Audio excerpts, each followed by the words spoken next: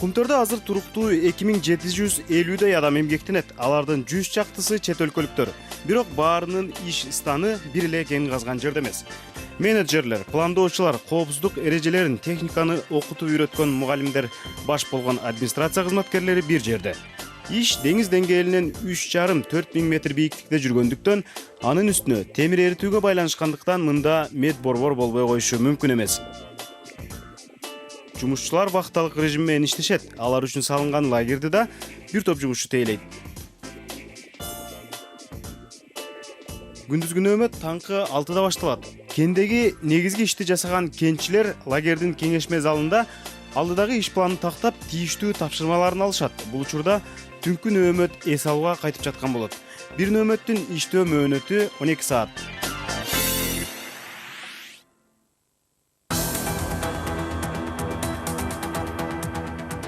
Эми экономика жагына сереп салалы. Ушул тапта Центерра Голд компаниясы Монголиядагы Боро, Кыргызстандагы Кумтөр кенине ээлик кылат. Центерранын акционерлери: Кыргыз Республикасынын акциясы 33%, Канададагы акционерлердин үлүшү 25%, АКШдагы акционерлер үлүшү 24%, Европадагы акционерлер үлүшү 18%, башка өлкөлөрдөгү акционерлердин үлүшү 1%. 1994 жылдан 2012 жылга чейин Кумтөрдөн Кыргызстанга салык, бажы жана башка милдеттүү төлөмдөр катары $627 миллион. Акциялардан түшкөн пайда, башкача айтканда дивиденд катары $50,2 миллион. Соцфондко төлөм катары $92,3 миллион. Ысык көл облустунда ачылган өнүгүү фондуна $27,6 миллион которулган. 1997 жылдан 2012 жылга чейин Центерра Кумтөрдөн 270 тоннанын тегерегинде алтын казып алган. Буга чейин алтындын баасы жыл сайын ар кандай болуп келген жана акыркы жылдардан тарта өсүп жатат. Ошентип, жалпы казылган алтын $5,390 миллион сатылган. Бирок алтын казуу иши буга чейин көп талашка түшүп келди. Кумтөрдүн ишин бир нече комиссия иликтеген. Акыркысы мамлекеттик комиссия. Анын Кумтөрдүн экологияга тийгизген таасири боюнча дооматтарын өткөн программабызда көрсөткөн элек. Бул программада да экология темасына токтоло кетмекчибиз. Кумтөр Кыргызстанда иштеп жаткан жалгыз ири алтын кен. Акыркы мезгилде кендин айланасындагы ар кыл жагдай, тоо, мөңгү, дайралардын келечеги айрым экологдорду тынчсыздандырып келет. Кенге эрегелер жайгашкан Петров мөңгүсү жана анын этегиндеги Петров көлү дагы бир катар талаш тартыштарды жаратууда. Өткөн жыл соңунда Кумтөр кени боюнча түзүлгөн комиссиянын корутундусунда Петров көлү өзгөчө орунду ээлейт. Анын жөнү мындай: Петров көлү мөңгүнүн алдында жайгашкан. Андан Кумтөр дарыясы агып чыгат. Адистердин айтымында Петров мөңгүсүнүн тез эришинен улам көлдөгү суунун көлөмү артып, ташуу коркунучу жаралууда. Өзүнүн негизги эмеси кармап туруу мүмкүнчүлүгү 30 миллион кубометрге чейин болуп атат. Же болбосо баягы негизги кармай турган көлөмдөн 2 эсе ашык болуп атат да. Бул эртеңки биздин суунун алып кетүү коркунучу туулуп атат да. Анан биздин сунуш болот. Көл толуп кетсе тиге Сакарын жылы жактан баарын жууп кетиши мүмкүн да. Анткени жана марена деп коет, көлдүн чекесинде кармап туруп атпайбы, дамба сыяктуу. Ошол бул бустардан, таштардан чогулган нерсе, ал кармоо мүмкүнчүлүгү бекем эмес да, коркунучу бар да. Ошондуктан биз азыр бүгүнкү күндө комиссиянын жыйынтыгы боюнча сунуш бердик. Өзүнчө отводной канал чыгарып, суунун көлөмүн ошол 30 миң кубометрге чейин болуп, алып кетүү коркунучун түшүрүүчү боюнча канал куруу эмесин коюп атабыз. Кумтөр Голд компаниясынын өкүлдөрү бул божомолдорду четке кагышууда. Алардын ишендиргенине караганда, көлдөгү суунун ташып кетүү мүмкүнчүлүгүн изилдөө үчүн бир нече жолу чет өлкөлүк жана жергиликтүү адистерди чакырышкан. Основной вывод специалистов такой, что в ближайшее время непосредственной угрозы прорыва нету. Адистердин негизги тыянагы мындай: жакын арада суунун ташып кетүү коркунучу жок кесе. Ал турсун, биз алардан кокустан суу Петров көлүнүн табигый тосмосунан ашып кетсе, эмне болоорун анализдеп өрүүнү суранганбыз. Изилдөөлөр боюнча, эгер суу ташып кетсе, уулуу калдыктарды сактоочу жайдын тосмосуна жетет. Бирок аны каптап кетпейт. Анткени суу көлдүн тосмосунун астындагы жайка толуп, дамбанын түбүнө гана жетет. Экинчиден, жолдо бийиктиги 14 метр келген байыркы дөбөчө бар. Суу ага келип урунуп, агымы башка тарапка бурулат.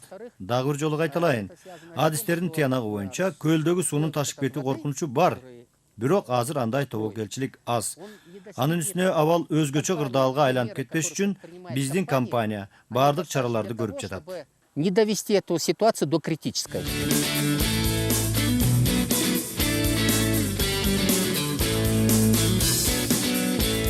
Карьерден казылган кен алгач тегирменге келип түшүп, ал жактан майдаланылып, алтынды топурактан бөлүп алуучу фабрикага келет. Бул Кумтөрдүн алтын улгоочу фабрикасы. Ал дүйнөдөгү деңиз деңгээлинен эң бийик жайгашкан фабрикалардын катарына кирет. Фабрикага түшкөн кен алгач бул тегирмендердеги болот шарлардын күчү менен тиешелүү өлчөмгө чейин майдаланылат. Бул процесс 3 бөлүктөн турат. Улам биринен электен өткөн кен кийинкисине түшө берет. Себеп дегенде биз алтынды ачып алышыбыз керек да. Биздин алтын кендин ичинде алтын мындай көзгө көрүнүктүү алтын эмес, аябай абдан майда дисперстүү алтын болуп эсептелинет. Ал алтын пирит деген минералдын ичинде жайгашат. Ошон үчүн кийинки процесс флотация болобу, цианирование болобу, ошол жака деген алтынды ачып алыш үчүн ушул 3 мельницадан өтүп чыгат. Кийинки этап флотация процесси. Бул жердин башкы максаты кенди экиге, концентратка жана флотациянын калдыктарына бөлүү болуп саналат. Ал ар кандай химиялык заттарды аралаштыруу аркылуу ишке ашат. Алардын жардамы менен алтын кошулмасы бар минерал сууну сыгып салып, жакын арадагы кычкылтекти издей баштагандай болот. Ал кычкылтек сиздер көрүп турган көбүкчөлөрдүн ичинде болот.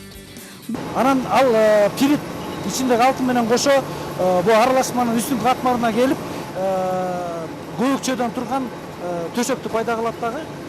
Анан бул четинде орнотулган калактар аркылуу ошол көбүкчөлөрдүн баары тең өзүнчө бөлүнүп алынат. Бул жерден чыккан концентрат дагы бир тегирменден өтүп, андан ары коюландыруу жана тундуруу процессине өтөт. Бул жердин негизги максаты болуп Петров көлүнөн келаткан таза сууну үнөмдөө максатында биз уже фабриканын ичиндеги колдонгон жанакы кен менен суунун аралашмасын бияка алып келип, анан атайын химиялык бир заттарды кошуп, флокулянт деген. Ушул жана майда кендин бөлүкчөлөрүнүн баарын отургузуп, коюландырып, тундуруп, анан үстүндөгү буреке өзүңөр көрүп тургандай таза сууну, бул эми таза суу болуп эсептелбейт, бул техникалык суу болуп эсептелинет. Ушуну кайрадан фабриканын муктаждыгына колдонобуз. Андан кийинки этап цианиттөө деп аталат. Бул жерден калпып алынган минералга эритүүчү зат катары цианид туздары кошулат.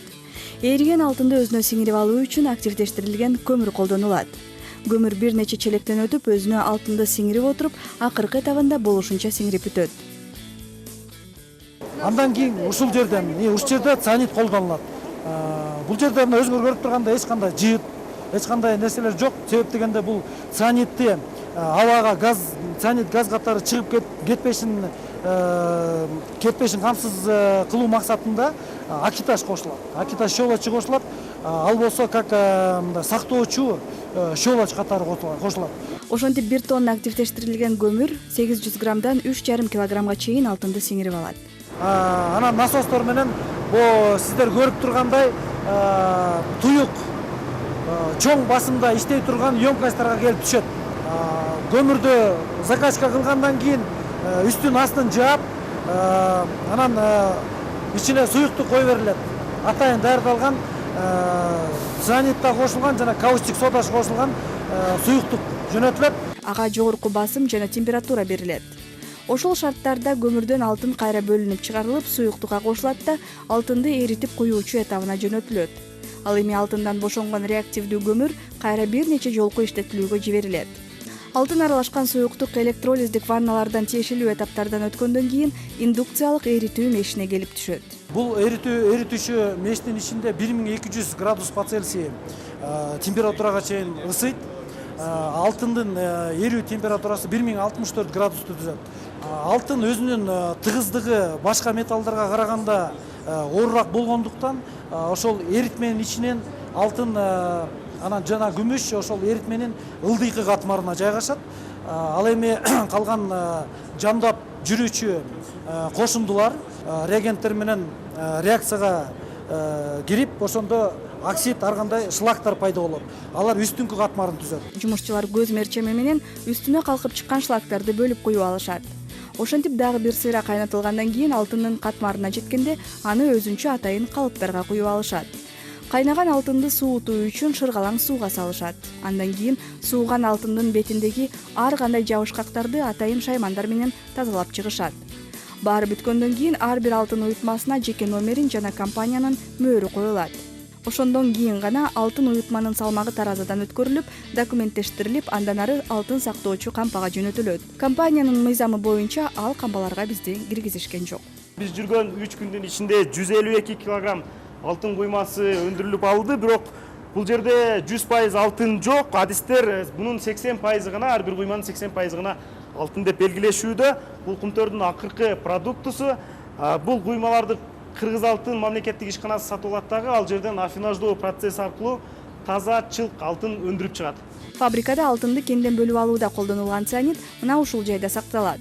Бул жерде өтө катаал коопсуздук чаралары каралган. Алтынды кенден бөлүп алуудагы эң негизги реагент болуп эсептелинген цианид уулуу заты мына ушундай жыгач кутучаларда сакталат. Адистердин айтымында бул кутучанын ичинде дагы 2-3 пластикалык катмар бар, анын ичинде гана цианид сакталат. Ал эми бул жалпы контейнердин салмагы 20 тонна болуп эсептелинет.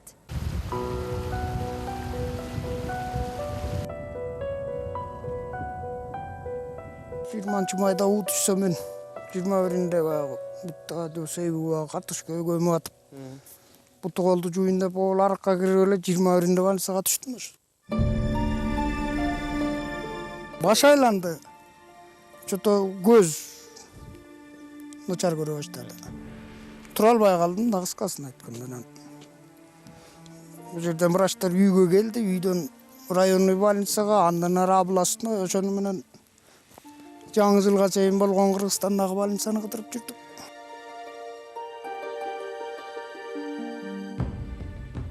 Нурбек Исаковго ошо кезде Ысык көл облустук ооруканасынан синил кислотасынан уулангандыгы тууралуу бүтүм чыккан. Мындан улам ал баш болгон айылдын 20дай тургуну кумтөрдөн ар бирине 1 миллион сомдон өндүрүп берүү доосу менен сотко кайрылган. Нурбек мырза эгер утуп алса, каражатты дарыланууга жумшамактыгын айтат. Ачкысы жок да, ачкым сынып калды. Сентябрдыкы экен, январдыкы экен. Бул акыркы жолу жаткан. Атеросклеротический кардиосклероз. Стенокардия, напряжение ФК. Жүрөк ооруйт-тайсызбы? Жүрөк ооруйт. Стенокардия. Ошонун бардыгы жанагы ошо сенчиликке болгон окуядан. Андан деле ошондон кыйналып жүрүп эле балким ошо өттү деген ой кетет да. Ал уунан жүрөккө тиймекмин. Ошентип бул доо боюнча сот процесси 8 жылдан бери созулуп келатат. Эгер кумтөр тарап утуп алса, анда Нурбек мырза сыяктуу жабыр тарткандар кандай кадамдарга барышат? Билсе, дагы ошо адвокаттардын айтуусу боюнча соттошуп жүрөбүз. Бербейт. Берип калышы.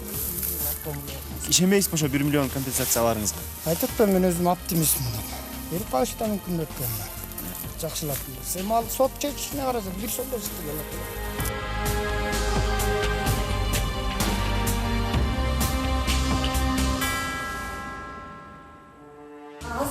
Азыр элдин абалганда кээ бирөөлөр айтып атышат, ушул күнгө чейин да таасири берип атат деп. Эми таасир бергенде азыр деген ар бир адам ооруйт да.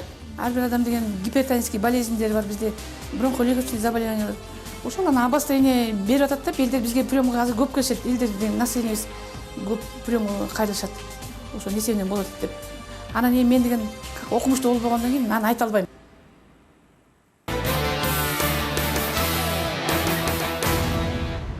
Фабрикадан чыккан баардык калдыктар уулуу зат калдыктарын сактоочу жайга келип түшөт. Дал ушул жай кумтөрдөгү эң талылуу маселелерден саналат эмеспи?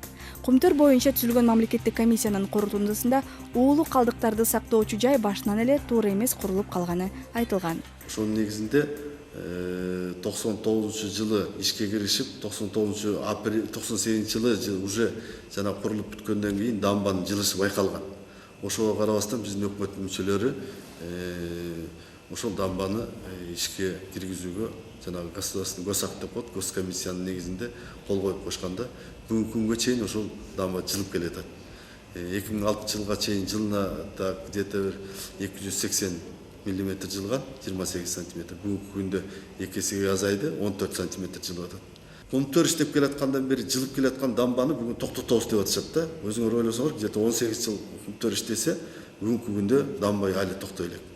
эртеңки күнү жырып кетүү коркунучу турат. Басакыр курулган жерде алды пленка төшөлүп курулуш керек эле. ТОдо да көрсөтүлгөн эмес бул негизи. Негизинен ошо пленка 100 метрге чейин эле азыр коюлган, 50-60 метр, 100 метр чекелеринде эле. А бирок түбүндө, өңкүгүндө эме жок. Пленка коюлган эмес да. Же бу дагы бир коркунучтуу эме кылат. Эгер күн жылып, тигиндей мындай болуп, температура азыр глобальный потопление болуп, эгер күн жылып кетсе, жердин алдындагы грунтовый сууларда булгоо коркунучу бар да. Ал эми компания өкүлдөрү дамба ар кандай кырсыктарга туруштук бергидей бекемделип жаткандыгын айтып, өз жүйөсүн билдиришти. Жайында, жай сайын жылуу убактарда биз стройка жүргүзөбүз. То есть дамбанын теласын көтөрүп, үйдө бийиктеп турабыз. Быйылкы планыбыз биз турган жерди дагы 3 метр көтөрөбүз. Дамбаны көтөргөн сайын биз бетине пленка чаптайбыз. Андан астына дагы 100 метр мурун чапталган келип, ошону биз узартып кетебиз. Азыр көргөзүп эле берсем болот. Мындай катуу пленка. Бул тешилбейт, жатат, турат. Мунун үстүндө турат. Карайып. Бул чындыгында коопсуз да, баягы жерге сиңип кетпейби? Жок. Бул сиңбейт да турат, эчтеке өткөрбөйт. Сиз көрсөткөн 3 миллиметрлик клеенка, ошол бул жайдын ортосунда дагы барбы? Ошо терең жерде? Ортосунда жок. Сиз жок себеби болсо, ал жер тоң жер. Ал тоң болсо, мuyактагы сууну өткөрбөйт. Ошонун үстүндө калат. Анан муну еще изилдегенбиз. Биз тешип, бурит этип, ошо түйүнө чейин алып барганбыз да, тоң экен. Мuyактан болсо, цианид суу эчтеке астына өткөн жок. Демек, ал жер алдындагы суулар менен аралашпайт. Аралашпайт. Если даже аралашкан күнү биз болсо ылдый жактан суунун составын текшерип турабыз, аякта цианид эчтеке жок, суу таза. Уу калдыктарын сактоочу жайга суу толуп кетпеш үчүн суу сордурулуп алынып, тазаланып, кайра кумтөр дайрасына коюлат. Сууну тазалоо процесси бир нече эtaптан өтөт. Цианидти биз деген разрушать этиш керек да, алыш керек. Ошон үчүн биздер бияктан кислород беребиз, аба беребиз да. Кислород менен насыйып этип, анан кийин ага преждевременно бияктан деген химикаттар кошулат. Башында келгенде цианид деген 40-50 миллиграмм на литр келет. Анан бул жерден тазалагандан кийин, бул биринчи буртан тазалагандан кийин 0,3 миллиграмм на литрге чейин тазалайбыз да. Андан кийин 3-чү буртка тазаланган суу ошокто сакталат. Бул сакталып, андан кийин 3-чү насосуна, андан ары андан кийин кумтөргө коюлат. Жергиликтүү экологдор келет, Бишкектен агентстводан келет. Алар келип туруп проба алышат, текшеришет. Текшергенден кийин анан уруксат берет. Биз табиаттан алып атабыз, мисалы Петров көлүнөн суу алып атабыз. Мисалы жылына 5 миллион, 5,5 миллион куб алабыз. Анан кайра биз тазалап төгөбүз, 5 миллион жакын суу төгөбүз. Кумтөр алтын өндүрө баштаган 1997 жылдан тарта пайдасынын бир бөлүгүн Ысык көл облусунун калкына берүүгө милдеттендирилген. Бул үчүн атайын өнүгүү фонду ачылып, 2009 жылга чейин Кумтөр ысык көлдүктөргө пайдасынын 2% төлөп келген. Ал эми 2009 жылдан тарта жаңы келишимге ылайык дүң кирешесинин 1% төлөп келет. Белгилей кетчү жагдай пайда деп түшкөн кирешеден өндүрүшкө, жумушчулардын айлыгына жана башка чыгымдарды алып салгандан кийинки таза каражат эсептелет. Ошентип 1998 жылдан 2009 жылга чейин өнүгүү фондуна 101,8 миллион сом которулган. 2009 жылы 148,3 миллион сом. 2010 жылы 316,6 миллион сом. 2011 жылы 463 миллион. 2012 жылы 218,3 миллион сом которулган. Түшкөн акчаны түздөн-түз өнүгүү фондунун байкоочу кеңеши бөлүштүрөт. Фонддун отчетунда жазылгандай, каражат билим берүүгө, саламаттык сактоого, маданиятка жана спортко деп 4кө бөлүнүп келүүдө. Фонд жетекчиси менен биргеликте алар салган жана оңдогон айрым объектилерди кыдырдык. Бул клуб Түп районундагы Күрмөнтү айылында жайгашкан. 2010 жылы бөлүнгөн 6 миллион сомдон ашуун акчага ремонттолгон. Азыр дубалынан шыбына чейин көркөм кечте салынып, эмеректери жалтыраган, айылдын көрүнөө жеринде заңгыраган клуб бир кезде такыр карай албай калган экен. Эң жакшы болду азыр. Жаштар келип маданий болуп, жаштар келип ырдап атышат, бийлеп атышат. Эми өзүңүздөр көрүп турбайсызбы кандай дарагой. Сырты. Балким клубка караганда бир фабрика салдырып алсаңыздар жакшы болот беле. Кандай болот эле ошо 6-7 миллион акчагачы? Мен ойлойм да эми деген бул клуб деген азыр 6-7 миллионго фабрика салып кетерине деле мен көзүм жетпейт да. Азыр ушундай кымбат. Жеңил ишкана болушу мүмкүн. Но вот дом культура салынганына азыр жаштар эл аябай кызык. Өндүрүш эми не только биз жерде, бардык жерде даже республиканын масштабында деле салынбай эле өндүрүшөт. Сиздерге акча бөлүнө турган мүмкүнчүлүк бар экен да, анан долбоор сунуштасаңыздар балким. Эмне үчүн сунуштабайсыздар? Эмки жолкуга да бул долбоордо вот дом культураны ремонттойлу, дом культура ишке киришин, маданий очок болсун деп ушуга проект жазылган да. Но эмкиси болуп калса да давайте жардам берсеңер. Карапайым дыйкандын картошканы сатарга жери жок. Түшүндүңүзчү? Алып барып эч жака алып бара албайт. Чой мына, особенно төп районда картошка өлгүдө өсөт мына, өлгүдө өсөт. Картошка деген ошо ороп ачылбай чирип кеткен убактары. Мындай да германский технология менен чыгарылган эмелер. Соктор, ар кайсы соктор мына мени калпайт. Мыкты. Анан укмуш жисеңчи мына мен даже уулумдун свадьбасына алып барып ушуну койгон да сөзүмчү. Ошону деген мамлекеттен алып чыгыш жок, туурабы? Турат. Эмне кыларын билбейт. Биринчи деген өндүрүш тачтан рынок испытаний жасап бергиле. Анан эл кетет ошону менен. Булар пискоблок ачып атат. Пискоблок кар көрүнгөн мебельный ачып атат. Бир-эки иштебеле баштап туруп берип атат. Бирок айрым экономисттер өнүгүү фондунун ишин сынга алып, миллиондогон каражаттар максатсыз жумшалууда дешет. Эң биринчи максат бүгүнкү күндө ошол акчаларды кандайдыр бир кайра кийин киреше алып келе турган бир мекемелерге жумшаш керек да. Экинчиден көптөгөн майда орто бизнестер өнүгүп жатат бар да бүгүнкү күндө. Бирок туруктуу эмес ал бизнестер. Ошол бизнестерди туруктуу кылып, ошол продукцияны экспортко чыгара тургандай кандай чараларды көрүш керек, ошолорго жумшаш керек эле да. Сельхоз кооперативтерди уюштуруп, ошол техникага кандайдыр бир кредиттерди берип, ошол оборудование кредиттерди берсе, ушул льготтуу түрдө ошол акчаларга. Мен оюмча ошол жерден анан жана өнүгүү болмок да. Эгерде элде жумуш болсо, кирешелери болсо, эл өзү эле мектеп салып алат керек болсо. Анткени менен оорукана, төрөт үйлөрү сыяктуу айрым социалдык курулмалардын жергиликтүү калк үчүн өтө маанилүү экендигин фонддогулар жүйө келтирүүдө.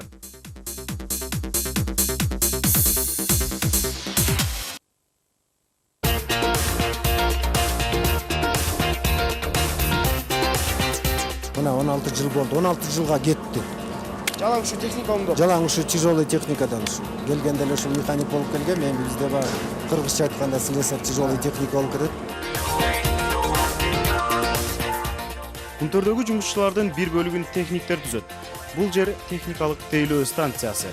Элестип айтканда Кумтөрдөгү унаалардын ооруканасы. Азыркы пациент кемедей зор экскаватор. Эмнеси бузулганын билүүдөн мурда өзү менен бир аз таанышып алалы. Мына кадимкидей эле көрүп атасыңар, бул ковш 30 тонна көтөрөт. Ар бир тиш көрөт, 6 тиши бар. 6 тиш, ар бир тиш коронкасы эле 100 килограммдан. Муну только кран менен иштешет.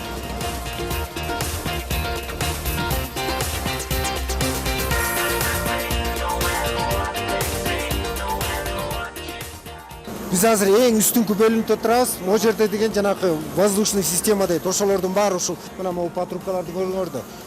Кыскасы ушул жерден мотор дем алат. Бул жерде да охлаждаться этилет, көрдүңүзбү? Абанын үстүнөн да сорот, астынан капталынан да сүрөт. Биз азыр бул жолдо 3-кабаттан карап турганда, ооба, ошондо 3-кабатка барабар болот. Бул Кумтөрдө иштеген эң чоң эскаваторлордун бири. Бул оператордун кабинасы, оператор жалгыз иштейт, көрдүңүзбү? Бүт система автоматика. Бул жерде GPS да бар, диспетчер менен байланып атат. Азыр оңдоо иштери бул жерде болуп атат. Бул моторный отсек. Мына бул биздин экспортубуз. Бул электрический системадан проблема болгон, ошо электрический системаны бул киши көрүп атат. The problem we got a leak coming from the control valve. Бул контрольный клапан дейт, контрольный клапан утечка дейт. Мен азыр ошону көрүп атам. Find the problem and then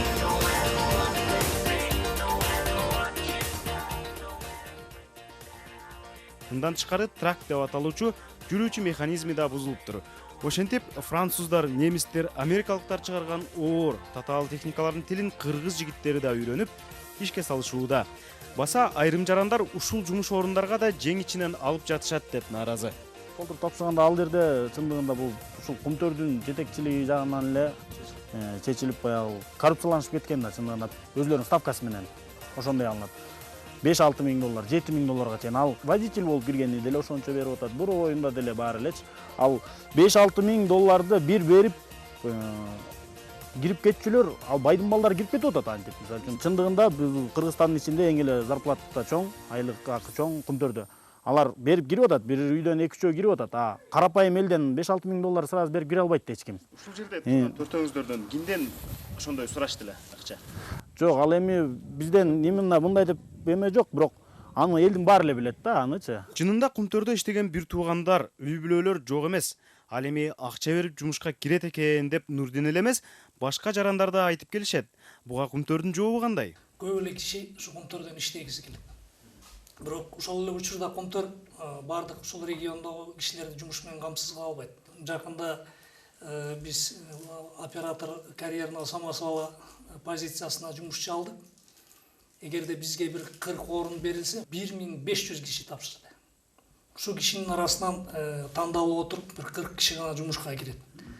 Ал эми калган 1400 кишинин арасынан эмне үчүн өтпөй калды, биз өтүшүбүз керек эле деп таарынгандар болот. Бирок ушул убакка чейин эч ким фактысы менен келген жок. Бирок айткандар көп. Жылдызбек мырза Кумтөр алтын кенинде мастер болуп иштейт.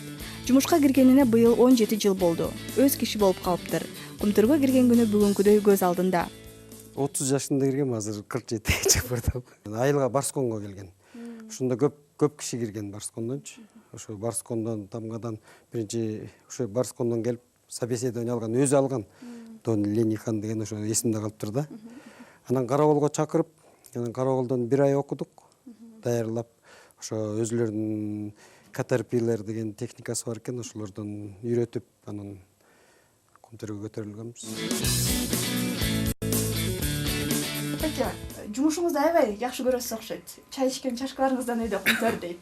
Белекке беришкен. Негизи баягы материалдык жактан жакшы эле бутка туруп алса болот турбайбы демек Кумтөр? Болот. Мен ошо 96 жыл жагы киргенде ушу 2 эле комнат үйүм бар болчу. Жакшы үй салдым. Бир туугандарга деле жардам тийип атат. Жаман эмес, жакшы эле. Балдарыбыз окуп атат. Бизди эртеден бери ээрчитип жүргөн фабриканын жетекчиси Нурдин Үсөнов 1998 жылы студент кезинде өндүрүштүк практикага келип, кийин сынактын негизинде техник металлург болуп орношкон. Андан соң металлург кызматына чейин чоңоюп, андан сеньор металлург деп коет, ага металлургка чейин чоңоюп, анан главный металлургка чейин чоңоюп, мына 2 жыл болду ошол биздин алтын чыгаруучу фабриканын начальниги болуп иштеп атам. Бул жерде эми айта кетсек, илгери баягы канадалык специалисттер көбүрөөк иштечү. Азыркы тапты алсак, фабриканын именно өндүрүш бөлүмүндө жалаң эле ушул кыргызстандык жарандар иштейт. Биздин фабрикада бир чет өлкөлүк жаран, ал болсо ошол техникалык жактан кеңешчи кызматында иштейт. Биз Кумтөрдүн ички жашоосун жана ошондой эле ушул алтын кенге байланышкан ар кандай сөздөрдүн айланасындагы элдин пикирин жана эксперттердин пикирин чагылдырып бердик. Азыр болсо Кумтөрдө иш өз нугунда жүрүп жатат. Ооба, бул жерде кыргызстандыктар жана чет өлкөлүк инвесторлор эмгектенишүүдө. Ал эми мындан ары жакында жалаң кыргызстандыктар калабы же башкача жагдай болобу? Ал кыргыз өкмөтү менен Цинтерранын чечими менен көз каранды.